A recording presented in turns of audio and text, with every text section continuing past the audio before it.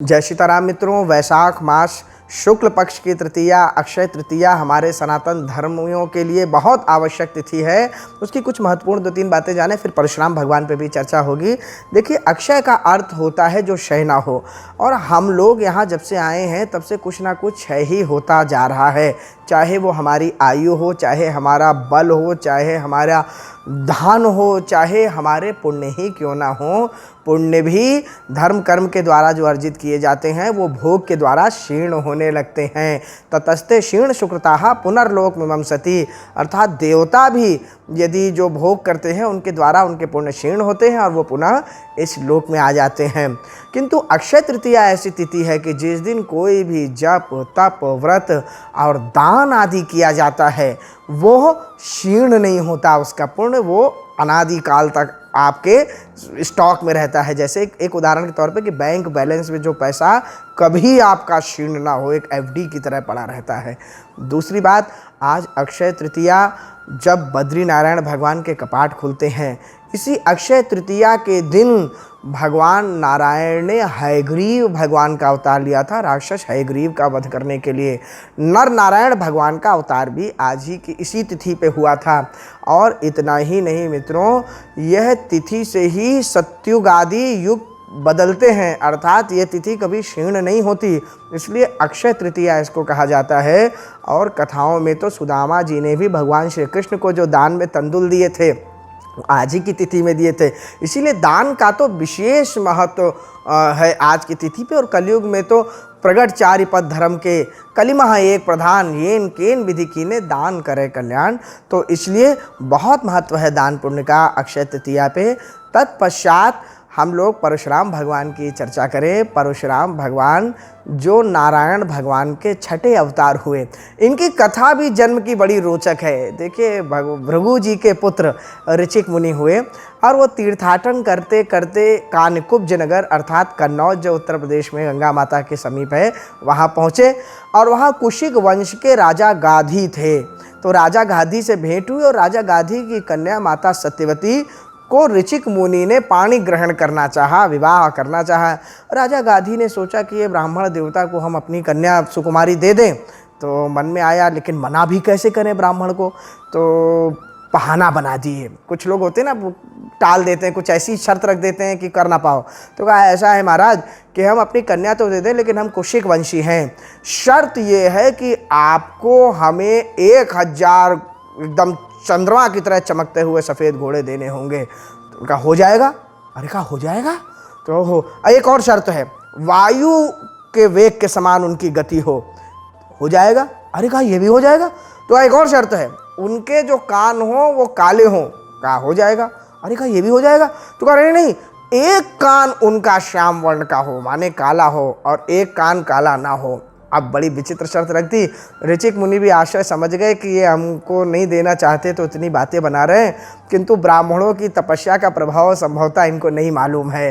तो वह ऋचिक मुनि ने वेदों के सूत का पाठ किया और उसके पाठ के द्वारा वरुण देव को प्रसन्न किया, और वरुण देव से 1000 अश्व माता गंगा के माध्यम से उन्होंने प्राप्त किए।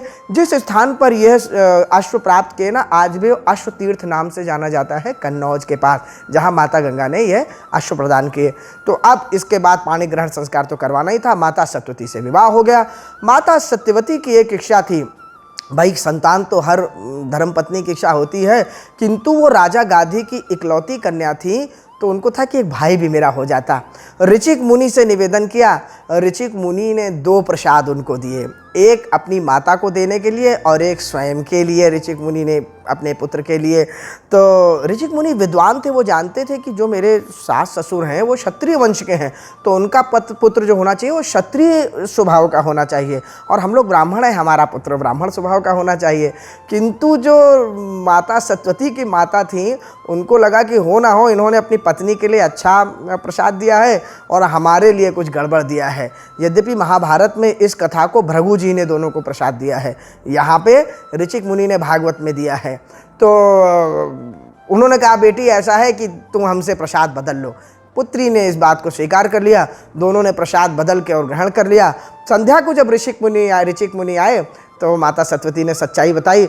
अरे उन्होंने कहा ये कि आपने अनर्थ कर दिया, आपको तो अब ऐसा पुत्र होगा जिसका स्वभाव क्षत्रिय का होगा, बड़ा वो उद्वेगी होगा, बड़ा वो क्रोधी भी होंगे वो, और आपके जो भाई होंगे वो ब्राह्मण स्वभाव के होंगे, बड़े सौम्य होंगे, शालीन होंगे, बड़े तपस्वी होंगे। तो क्षमा कर दीजिए। और सत्यवती माता ने कहा मुझसे बड़ी गलती हो गई, अरे प्रभु ऐसा ना करिए, मुझे ऐसा पुत्र नहीं चाहिए। तो उन्होंने कहा ऐसा है कि आप को अब जो आपने करनी की है उसका फल तो आपको भोगना ही है। हाँ, आपके भोग को थोड़ा पोस्टपोन्ड हम कर देते हैं। ध्यान दीजिएगा, भोग भोगने तो होते ही हैं, लेकिन प्रभु की कृपा से, हमारी प्रार्थना से कुछ पोस्टपोन्ड कभी कभी हो जाते हैं।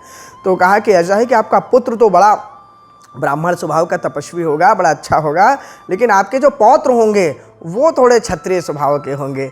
तो वही माता सत्यवती के पुत्र महर्षि जमदग्नि हुए, और माता सत्यवती के जो भाई हुए वो विश्वामित्र जी महाराज हुए, प्रभु श्री राम के गुरु जो हुए। तो माताओं बंधुओं, अब जमदग्नि ऋषि जी की विवाह प्रसेनजीत की कन्या रेणुका माता से हुआ, और उनके द्वारा 5 पुत्र उत्पन्न हुए। सबसे छोटे 5वें पुत्र परशुराम भगवान हुए।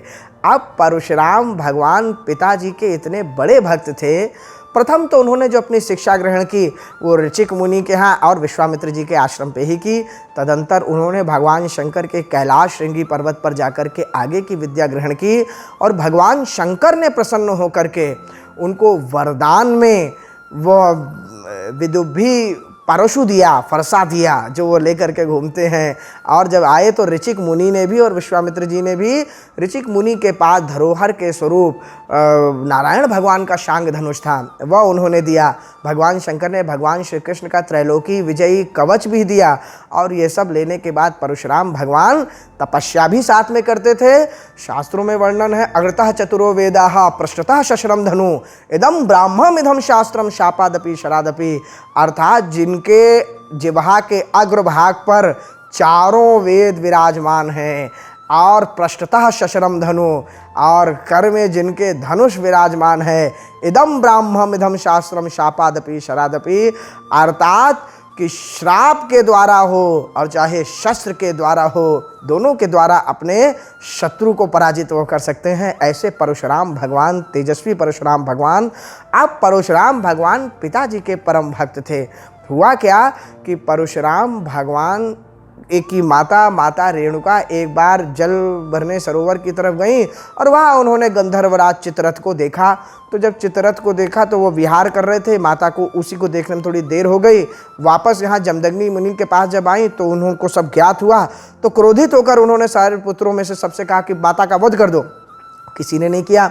फिर उन्होंने परशुराम जी से कहा कि परशुराम समस्त भाइयों का और माता का वध कर दो। परशुराम भगवान ने समस्त भाइयों का और माता का वध कर दिया। जमदग्नि मुनि ने प्रसन्न होकर कहा, परशुराम जी आप हमसे वरदान मांगो, क्या चाहते हो, मैं आपकी पितृभक्ति से बड़ा प्रसन्न हूँ। तो उन्होंने कहा, देखिए मेरा निवेदन है कि मेरी माता को पुनः जीवित कर दीजिए, मेरे भाइयों को पुनः सचेतन कर दीजिए, और इनको कभी यह बात स्मरण न रहे कि आपने मुझसे इस प्रकार का कृत्य करवाया है, हमारे प्रेम में कोई कमी ना आए। स्पष्ट लिखा है रामचरितमानस में, वशिष्ठ जी ने यह बात भरत जी को बताते हुए कही थी कि परशुराम पितु आज्ञा राखी, और मारी मातु लोक सब साखी। माता का भी वध उन्होंने पिताजी के लिए किया, किंतु बाद में वरदान भी उन्होंने मांगा। एक बार की घटना है कि सहस्त्रार्जुन जी जो दत्तात्रेय भगवान से सहस्त्र बाहु लेकर के, और कुछ उनके मन में अभिमान आ गया था, तो वो यहाँ आश्रम पे आए। उन्होंने माता कामधेनु को देखा तो लालच आ गया, उसे छीन के ले गए। परशुराम भगवान जब वापस आए और पिताजी को दुखी देखा, फरसा उठा कर गए और जा करके उन्होंने सहस्त्रबाहु जी के समस्त भुजाओं को काट डाला। वो सहस्त्रबाहु जो एक बार नर्मदा माता के प्रवाह को भी पलट दिए थे अपनी भुजाओं के बल पे, और रावण वहीं बगल में शिविर लगाए हुए थे, वो आए युद्ध करने, तो सहस्त्रबाहु ने उनको एक जीव जंतु समझ के और पकड़ के और रख लिया। एक बहोरी सहस भुज देखा, और धावा सो धरि जंतु विशेखा, कौतुक लागी भवन ले आवा। खेलने के लिए कह रहे तो अच्छा सा कॉकरोच जैसा दिख रहा है, 10-10 सिर वाला खिलौना, तो सो पुलस्त मुनि दीन छुड़ावा। ऐसे सहस्त्र बाहु बलवान उनका परशुराम भगवान ने फरसे से वध कर दिया। किंतु जब वापस आए तो जमदग्नि मुनि ने उनकी प्रशंसा नहीं और की और कहा कि बेटा, ब्राह्मणों का तो आभूषण क्षमा और कृपा होना चाहिए, ये आपने ठीक नहीं किया। चलो कोई बात नहीं, जो हुआ सो हुआ। किंतु वहाँ पे जब उनके पुत्रों को सहस्त्रार्जुन के ज्ञात हुआ तो वो आए और आकर के उन्होंने जमदग्नि मुनि जी को अकेला आश्रम में पाके उनका वध कर दिया। और परशुराम भगवान जब आकर के देखा, अरे पिताजी, आप जैसे सज्जन पुरुष के साथ तो यह कृत्य होना बड़ा अशोभनीय निंदनीय है। जिन्होंने भी आपका वध किया है मैं उनको जीवित नहीं छोड़ूंगा। और यह लेकर फरसा लेकर परशुराम भगवान गए और उन्होंने समस्त क्षत्रिय वंश का 21 बार इस वसुंधरा को निशस्त्र किया परशुराम भगवान ने। किंतु जब 21 बार कर दिया, समस्त ब्राह्मणों ने निवेदन किया कि देखिए भगवान परशुराम, आपका प्रतिशोध भी पूरा हो गया और अब इस प्रकार से यह उचित नहीं है। तो परशुराम भगवान ने उसी समय यह सोच लिया कि अब जब ब्राह्मणों के ऊपर कोई संकट आएगा और ब्राह्मण देवता मुझसे कहेंगे, तब मैं आगे कभी अस्त्र शस्त्र उठाऊंगा। माताओं बंधुओं, परशुराम भगवान ने माताओं के लिए भी बहुत सम्मान के लिए बड़ा युद्ध किया है। भीष पितामह जब अंबिका और अंबालिका का हरण करके ले आए थे काशीराज जी के यहाँ से, और अंबा रोती बिलखती हुई परशुराम जी की शरण में गई थी, तो परशुराम भगवान ने अपने शिष्य भीष्म जी के साथ भी युद्ध किया। ये और बात है कि क्षत्रिय वंशी भीष्म जी ने युद्ध में परशुराम जी महाराज के साथ इस प्रकार का पराक्रम दिखाया कि समस्त देवताओं ने, वसुओं ने आकर के परशुराम भगवान से निवेदन किया कि यह नर के अवतार अर्जुन के द्वारा इनका वध होना है, आप इस युद्ध को छोड़ दीजिए, ठीक नहीं है। और भीष्म ने भी आकर के जब परशुराम भगवान की बाद में शरणागति ली तो परशुराम भगवान ने उनको छोड़ दिया। कश्यप मुनि ने परशुराम भगवान को गुरु दीक्षा दी और गुरु दक्षिणा के रूप में परशुराम भगवान ने समस्त पृथ्वी कश्यप मुनि को दान कर दी। कश्यप मुनि ने भी सोचा कि इनसे पृथ्वी ले लो ताकि सब हम सुरक्षित हो जाएं, कब इनको क्रोध आ जाए और किसका वध कर दे। तो कश्यप मुनि को दान कर दी एक सन्यासी की तरह परशुराम भगवान ने, और महेंद्र पर्वत पर जाकर के तपस्या प्रारंभ की। और आज भी भगवान परशुराम वहाँ पे तपस्या करते हैं। और चिरंजीवियों में यदि नाम है तो अश्वत्थामा बलिर्वासो हनुमानश्च विभीषणः कृपा परशुरामश्च सप्तैते चिरजीविनः। 7 चिरंजीवियों में यदि भगवान शंकर के अवतार हनुमान जी महाराज इस कलयुग में उपस्थित हैं, तो भगवान नारायण के अवतार परशुराम भगवान भी इस कलयुग में उपस्थित हैं। अब बात करते हैं उस अलौकिक दृश्य की। परशुराम भगवान जब उस धनुष यज्ञ के समय वहाँ पधारे तो क्या दृश्य था जानते हैं? वहाँ तो सारे राजा पहले ही, धनुष यज्ञ की घटना है, सारे राजा प्रथम ही कह रहे थे धनुष टूटने के बाद, बांध लो सीता जी को, पकड़ लो सारे दोनों भाइयों को, और अगर जनक भी कोई इसमें मदद करे उनको भी बांध लो। ले छड़ाई सीय कह को, पकड़ो सीता जी को, तुरंत छुड़ाओ वहां से। और धारी बांधो नृप बालक दो, पकड़ लो वहां से उनको भी। जो विदेह कछु करे सहाई, और ये जनक जी ज्यादा यदि मदद करें ना, इनमें भी लठ बजाओ। जीतहु समर सहित दो भाई, और उन दोनों को भी बांध लो। माताओं बंधुओं, इस प्रकार का दृश्य चल ही रहा था कि उस दृश्य में जिस प्रकार परशुराम भगवान आकर के प्रगटे ना, कितने ही अवसर, किसने धनुष तोड़ा ये बताओ हमें जरा। ते ही अवसर सुनि शिव धनु भंगा, और आयो भृगुकुल कमल पतंगा। गौर शरीर भूति भल ब्राजा, भाल विशाल त्रिपुंड विराजा। शीश जटा अरु बदन सुहावा, अरे ऋषबस कछुक अरुण होइया, लाल हो गया था शरीर क्रोध से, अरुण होइयावा। भ्रिकुटी कुटिल भौवें चढ़ी हुई हैं, नयन रिसराते, और सहज ही चित वही मनहु रिसाते। किसी की तरफ सहज भी देख लेते थे ना तो ऐसा लगता था कि क्रोध में बिल्कुल आग बबूला है। गोस्वामी जी लिखते हैं शांत वेश, यह उनका शांत वेश था परशुराम भगवान का।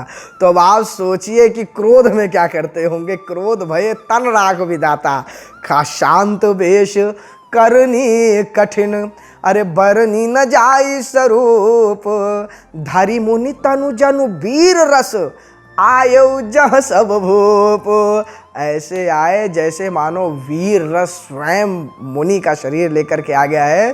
तो राम कथा की चर्चा और इस प्रसंग को हम लोग आगे आप लोग जुड़ते रहिए। कभी परशुराम भगवान की कृपा होगी तो बड़े आनंद से इस प्रसंग को करेंगे। अभी तो अक्षय तृतीया और परशुराम भगवान के जन्म की चर्चा हुई।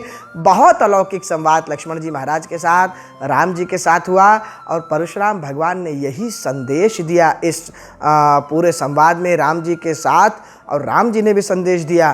परशुराम भगवान ने सारे राजाओं की बोलती बंद करके और राम जी को शांग धनुष आकर के प्रदान किया, और राम जी ने यह उपदेश दिया कि ब्राह्मण की शोभा तपस्या शांति चाहिए, विप्रूर कृपा घनेरी कृपा होनी चाहिए, ना कि शस्त्र होनी चाहिए, शास्त्र होनी चाहिए। तो परशुराम भगवान ने इसके बाद फरसे का त्याग करके और महेंद्र पर्वत पर तपस्या प्रारंभ कर दी। जय जयकार प्रभु श्री राम की करवाने के लिए पूरी सभा में परशुराम भगवान तो केवल एक बहाने के रूप में पधारे थे। यह तो दो हरि हैं जिनका मिलन धनुष यज्ञ में हुआ। तो बोलिए परशुराम भगवान की जय।